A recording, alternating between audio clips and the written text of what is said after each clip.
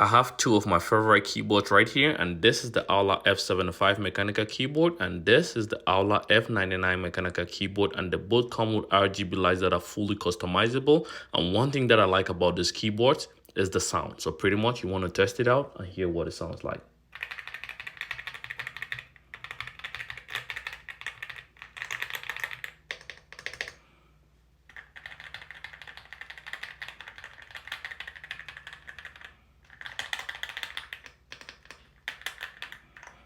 Which do you prefer, the Aula F75 or the Aula F99 with a numpad, by the way?